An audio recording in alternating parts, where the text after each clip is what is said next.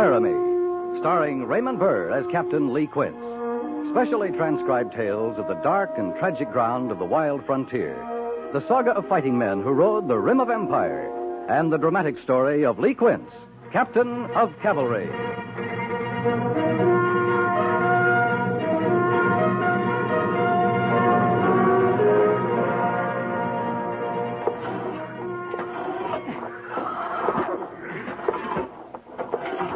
I think maybe I'm wearing thin on this stable detail, Beam. This is 3 days running we drew this duty. Anytime you want to tell me something I don't know, I'm willing to listen, Harrison. Tomorrow morning, come fatigue call, I got a mind to bust out of line and volunteer for something more elevating. I don't see how there's a job on this post more elevating than readying up the stable. You ain't ever got a complaint, have you? There's a long list of things I ain't never got, Harrison. A man ought to want change in his life. He ought to seek it out. Try for it. Change, that's what keeps a man's interest alive. When you bust out of line tomorrow morning, why don't you volunteer for post chaplain? Now, you think you got off a good one there, don't you, Beam? You're just right pleased with your fine touch of humor. I thought you knew I was comical. Oh, I'm standing here near busting laughing. That's how comical you are. I'll make this arrangement with you, Harrison. I won't talk to you if you won't talk to me. I'd admire to do that. Just admire to.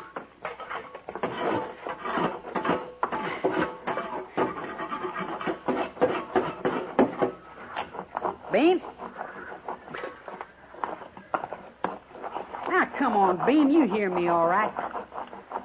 That's one of the shortest arrangements I ever had. Yeah, well, let's rest a spell. I'm agreeable. Rest a spell. And have a chaw. You're getting more likable, Harrison. No sense in us going at each other. Working as close as we do, living as close. I want to make friends with you, Beam. Starting when? This minute. You ain't one for ceremony now, are you? Couple of good friends where we are. It's only right we should rest a spell and have a chaw. I'm willing. You, got a chaw, ain't you? You talking about tobacco? Of course I am. I can't call the time I had a plug tobacco. You lying to me, Beam. Now, we being such good friends the way we are, why should I lie to you? You chawing, ain't you? Been chawing all morning. Well, sure I'm chawing. You ain't chawing tobacco. What are you rolling around on your tongue? Shifting one side of your mouth to the other. Kinnikinnick. Say that again. Kinnikinnick. You being comical again, Beam. You're just a boy. I keep forgetting. You don't recollect the war much. Now, recollect the war better than I recollect that whatchamacallit. Well, it's bark. Injuns taught us Yanks about it. Red willow bark, I think it is. Anyways, they'd cut it deep from the trees, cut it into shreds. They used it most for smoking. You cut into any red willow trees up here on the high plains, Beam? Well, not me. But last time we was down on the agency, I got me some off the squaw. I swear you're lying to me. Why, here, in my pocket. Help yourself. You hankering for a chaw? Makes one. Well, it's dry as sand. Well, you've got to work it some. Oh, yeah. Tastes funny. You sure stuff's off a willow tree? Red willow. Or how come they look so pleasing and taste so bad? Well, I didn't say it was good. You wanted a chaw, I obliged you. Yeah, I said you was just a boy. Well, sometimes I'm hungry. I don't eat a polecat because that's all I got handy. You got a taste for tobacco. Why don't you buy yourself some?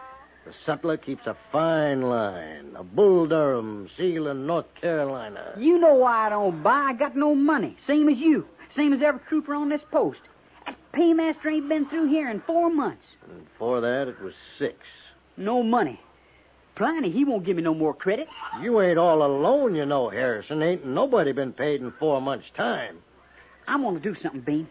I don't rightly know what it is now, but that Pliny, he's going to give me some more credit somehow.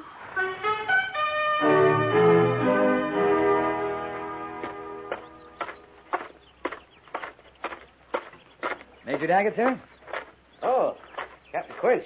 About to send for you. Yes, sir? I thought this morning's drill went very well. Seem to. But there's one thing that's becoming a problem. Selecting my orderly for the day. I want you to give some thought to it. In what way? Well, as I say, the drill seems sharp enough. Soldiering generally is good. The men are keeping the post in good order. The men themselves are the problem about this orderly business. Let's see now. The book says the neatest and smartest trooper will be chosen as orderly of the day for the commanding officer. It's supposed to be an honor, Captain. A recognition for good soldiering. Lately, my orderlies have been smart enough, but the neatness is severely lacking. I'll speak to B Company about it, sir. We still employ laundresses at Fort Laramie, Captain. And the clothing allowances are far better than they used to be. Well, when they come. Now, what do you mean by that? Just that the paymaster hasn't stopped here since mid-spring. 4 months. I'm aware of that.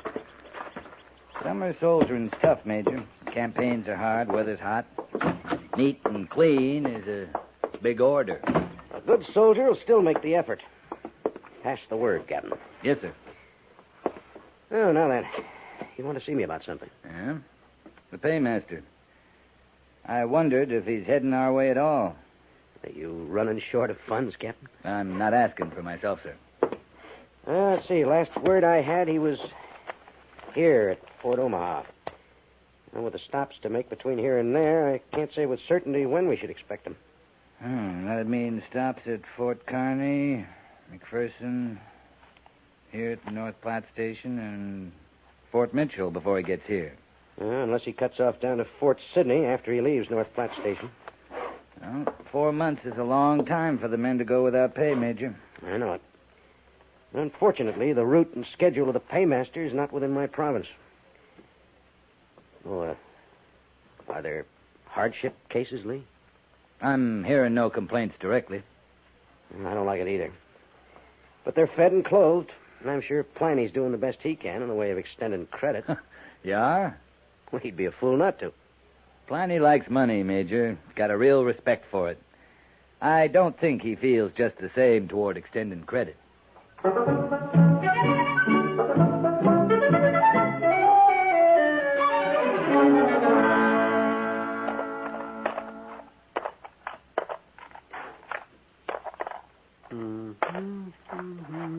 Yes, well, I don't know. It's not enough. No, that's not nearly enough. Oh, I might want to put it in a safer place, though. Yes, I might want to do that. So I'll just put it in these sacks here. Well, yeah, this is good.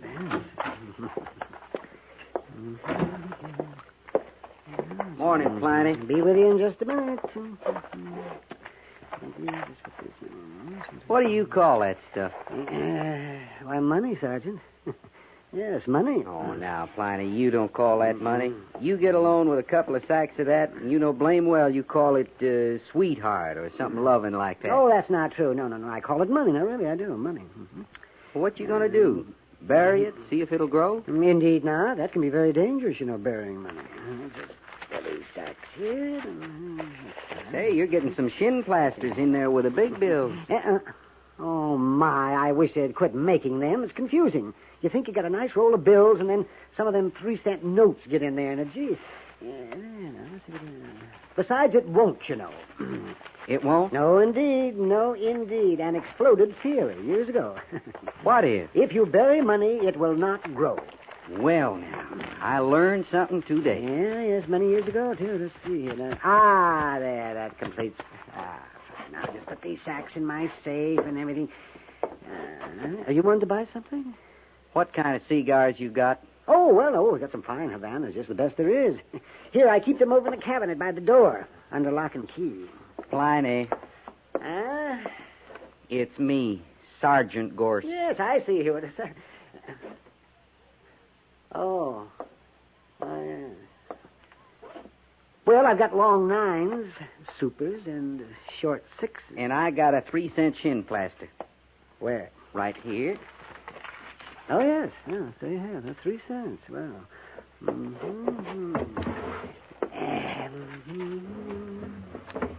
Now, these short 6s are nice. They give 'em away in saloons. Oh, they give them away? Free? Try not to think on it, Klein. It might make you queasy. Free? Oh, my goodness. Sometimes I pay as high as a cent for 2 of them. 2 for a cent? Well, now, I might let you have 1 super, but just 1, mind you, for 3 cents. I had my mouth set for a long 9 after supper. Oh, now, you don't really expect that, Sergeant. A long 9 for 3 cents? Why, I'd stand to lose.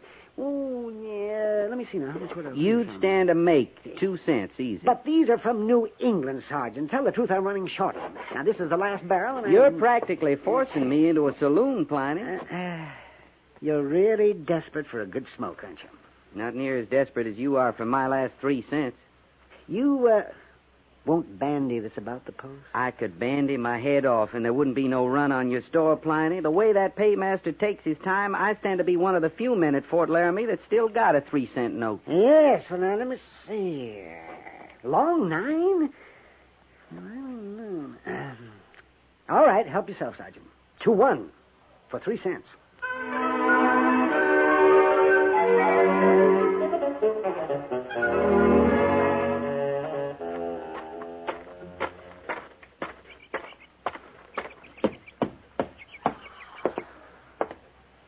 Afternoon, Mr. Zabert. Oh, good afternoon, Captain Quince. Working on your journal and taking the air at the same time, huh? Too hot in my quarters, a bit more of a breeze out here. You feel the breeze off these plains. You're an optimist, Mr. Zabert. It's hot. Hot as sin. Wonder if it's this hot where the paymaster is. Not near as hot as where most of the men wish he was. Oh, I didn't mean that, sir. I did. You feeling the pinch, too, Mr. Zabert?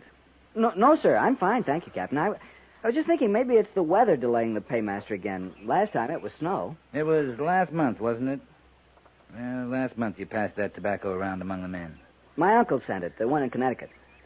I wrote him, sort of suggested it'd be nice to get some more, but either he hadn't gotten the letter yet or he didn't get the idea. It was a good thing, Mr. Zabert.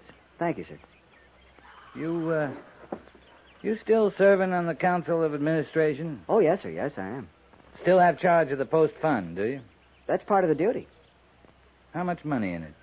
Let me see now. I have the exact figures in the ledger up in my quarters. I'll run up and get Oh, them. never mind that. You've got an idea how much, haven't you? Well, I'd have to think a moment. According to the general orders, the sutler pays 10 cents for every officer and enlisted man. That's 10 cents a month, payable every 2 months. About $30 a month, then. Roughly that. $360 a year. Have we had any cause to disturb it recently, Mr. Syberts? Well, we bought garden seeds a couple of months ago. That's in accordance with Provision D of the general orders. Mm-hmm. And before that, we took some out to buy newspapers. That's according to the last part of Provision C. I just wanted an idea of how much, Mr. Syberts. I think close to $500. Very close to that. Suppose we let the men draw on it till the paymaster comes. Draw on it? Yeah, borrow it. For what purpose? Tobacco, beer, whatever use they want to put it to. But the general orders are specific as to the uses of the fund, Captain. I'm aware of that, Make but an independent decision. That is to say, this order comes from the Adjutant General's office. I have a copy of them here. When I was appointed to the Council of Administration, I made the orders part of my personal record. No need to read me the orders, Mr. Syberts. Oh, no trouble, sir. I'll be glad to refresh my own memory. Here it is. General Orders number 22, dated April 7, 1866. Well, the first part deals with the sutler, requiring that he make this payment for the privilege he enjoys as post trader. I just thought if the men could look on it like it was their own money, not a handout. Oh, here's the might... part I was talking about, sir. The post fund is to be used for A, the expenses of a bakehouse, B, the establishment of a post school for uneducated soldiers who might desire schooling, and for the children of the soldiers. I was thinking more like a plug of C, tobacco. the establishment of a library and the purchase of newspapers. D, for the purchase of garden seeds. Oh, that's the provision I mentioned previously. Tobacco or a glass of beer. You know, this hot weather, a man ought to enjoy a glass of beer. And if then he finally, provision E provides... Mr. Syberts. Yes, sir? I'm getting the idea there's no provision for beer and tobacco when the paymaster's late. That's correct, sir. I'm sorry to say that there isn't. Well, thank you for your time, Mr. Syberts. Captain Quince, I could get a letter off to the Adjutant General's office asking for clarification. Oh, no, that's a bad habit to get in, writing Washington for clarification. If you get into that, you'd have to give up soldiering.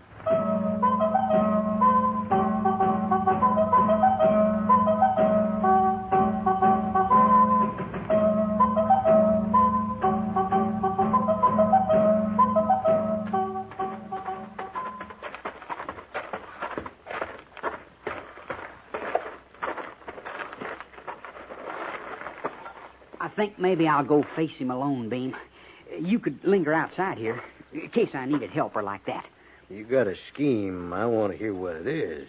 I had a scheme I wouldn't mind telling you. First thought comes fresh into my mind. I'm going to say it to Pliny. Sometimes the first thing I think is best.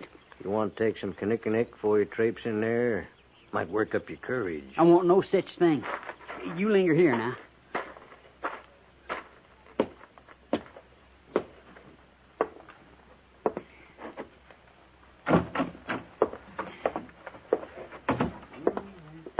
Look around if you like. Be with you as soon as I close the safe. Take your time, Pliny. There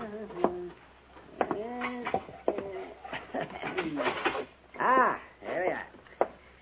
Now then, what can I do for you? It's you, Trooper. I thought it might be a customer. I mean to be. Now, what I had in mind... Trooper Harrison. We've been through this before. Many times. Oh, any number of times. We have no such thing. Not this Credit. I've been extremely generous about extending credit. Not recent, Jane. Oh, but you're wrong. Last evening I was looking over my accounts. Now, the paymaster is 4 months late, as it is. Now, I know that without looking into my Hear me out, boy. Now, hear me out. Well, I discover that if you give me your full 4 months' pay, we'd still have some accounting to do, you and I. You think I'd come in here, face the shame of asking your favor, if it wasn't real important? Well, I don't know, would you? A man's got his pride, Pliny. Yes, I suppose so. And next to a man with good credit, give me a man with pride. Every time. Every time. It's my ma, Pliny. My old gray-haired ma. No. Oh. Guess you know how I feel about my old ma. Well, of course I do, indeed. Of course. Your old ma. Why, sure. Well, now, she's got a big day coming real soon. And it come to me. Say, another big day? What do you mean? Well, last night, do you remember the accounts? I noticed she had a birthday just a few weeks ago. She did? Yes. Oh, we got up a nice selection of gifts for her. Half a dozen plugs of tobacco. It seems to me we tucked in some cigars for Mother. Fine Kentucky woman, my old ma. Oh, yeah. And the month before that, on her birthday, we bought Mother 2 jugs of whiskey and a pipe. Well, now, you recollect about them jugs. Remember they got broke over in the barracks? That's right. Got broke. And not a drop of whiskey reached the floor. Oh, yes, I remember that. Oh, yeah, well... when is Mother's birthday this month? Oh, now... It's not her birthday this time, Pliny. It's... This time... Well, this time she's... She's, having a baby. A baby? Oh. Mother is having a baby. Oh, my. Fine Kentucky woman, my old ma. Yes, isn't she? Oh, we'll want to do something about that now, won't we? Well, yeah. I thought we'd get up another batch of plug for some cigars. And this time we'd take special care of them jugs don't get broke. Oh, all the care in the world, yes. For Mother. Yeah, I'll give you a hand. You want to start putting everything together? Yes. Yes, I'll just get you down. What you doing? Here, now, you write down Mother's address. Write it down for what? For the parcels. My goodness, we're not going to take any chances this time. No, sir. I'll march these to the post office. Mail them to Mother myself. Oh, Pliny. No extra charge, none whatsoever.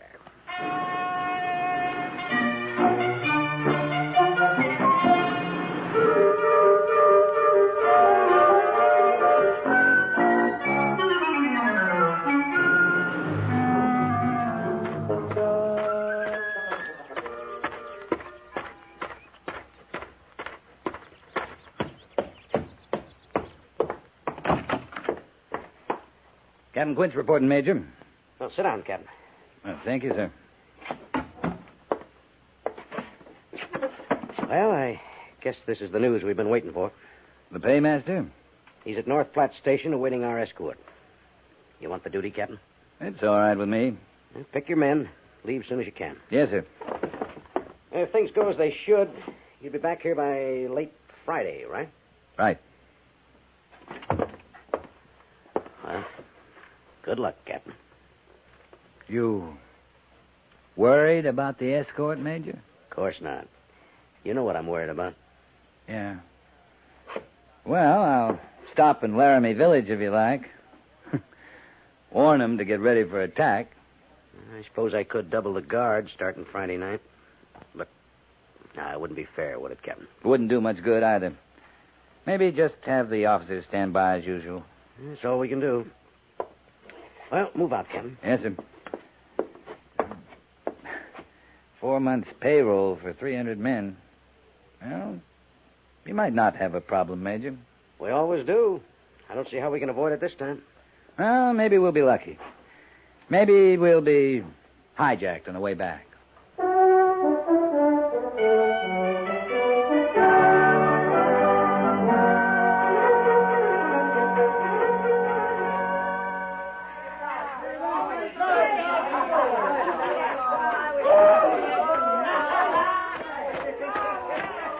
I came as soon as I could, Captain.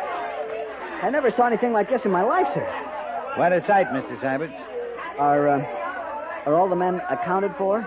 They won't be for days. Some of them we may lose entirely, Mr. Syberts. You mean desertion? A few. Some of them just been waiting for money enough to get out of here. I've got a fresh new batch to tend to. I think this is the last from the village, Captain. Well, they look kind of limp. Yeah, and I had to help them get that way, sir. Harrison there bought a raft of lead powder in town. He had in mind to blow Piney up, he said. Well, the hospital's full. They're stacked 3 deep in the guardhouse. Well, just take them to their barracks, Sergeant. Yes, sir.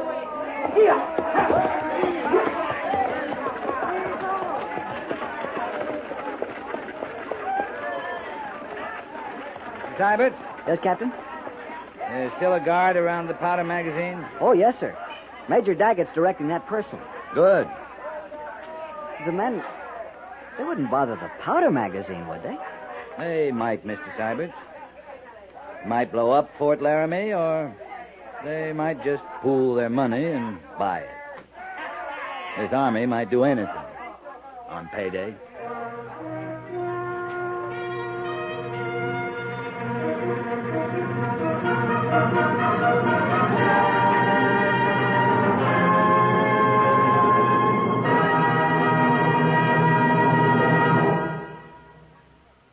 Fort Laramie is produced and directed by Norman MacDonald and stars Raymond Burr as Lee Quince, Captain of Cavalry, with Vic Perrin as Sergeant Gorse. The script was specially written for Fort Laramie by Kathleen Height, with sound patterns by Bill James and Tom Henley. Musical supervision by Amerigo Marino. Featured in the cast were Howard McNear, Sam Edwards, and Clayton Post. Jack Moyles is Major Daggett, and Harry Bartell is Lieutenant Syberts.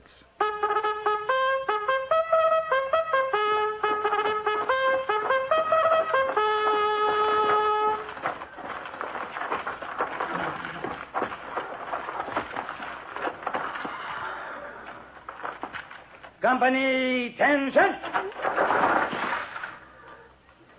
Dismiss.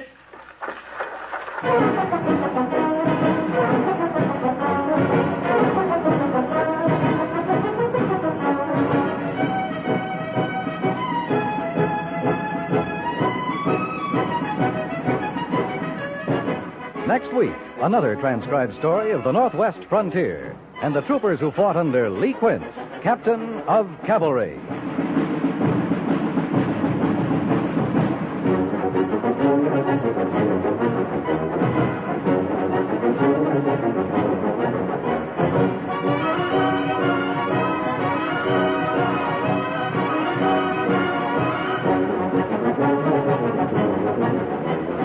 This is Norman MacDonald. 67 years ago, as the first hint of autumn stole across the Laramie plain, the decree was issued to close Fort Laramie as a military post. It was a routine order couched in the clipped, impersonal language of the Army. Fort Laramie had served its purpose. Close it down. Put a period to a chapter of history. Put an end to an era. That's what the decree really said. For the abandonment of the fort on the Laramie marked the closing of the frontier. The story of Fort Laramie is a monument to ordinary men who lived in extraordinary times, of a land that was new and untried, as cruel as it was beautiful. It's the story of small numbers of men with good in them and bad, heroism and cowardice, honor and dishonor. Ordinary men. Ordinary men whose enemies were the rugged, uncharted country, the heat, the cold, disease, boredom, and perhaps, last of all, hostile Indians. Men lived at Fort Laramie and men died there. Of drowning, freezing, typhoid, smallpox. Some may even have died from boredom. But it's a matter of record that in all the years the cavalry was stationed at Fort Laramie, only 4 troopers died of gunshot wounds. And so we mark the 67th anniversary of the closing of Fort Laramie, glad of our chance to reopen it, to tell the story of a proud landmark of the Old West and the ordinary men who served there.